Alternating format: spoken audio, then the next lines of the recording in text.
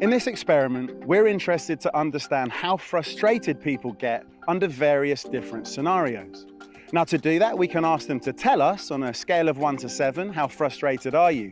But at the same time, we have their brains rigged up with EEG. That enables us to tell what's going on inside their brain from 64 different locations across the skull surface, so we can understand where that frustration is actually coming from. And what we are interested in actually tracking the brainwaves and also extracting some patterns from the brainwaves. So how the brainwave changes.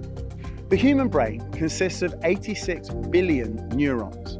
Those are the wire-like cells that neurons use to send electrical messages from one to another.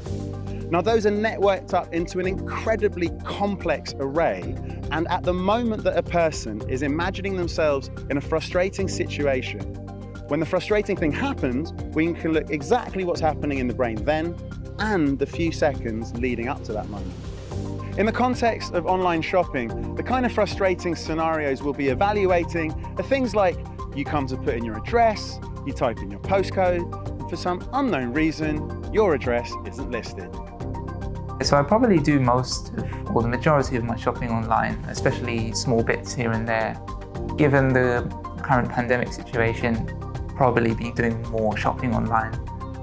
The general scenario that frustrated me the most was where you've taken a day off to wait for a delivery that was supposed to be there on that day, and it was an inconvenient time for you to take off, and the delivery does not turn up after waiting a day, and they say it will come next week.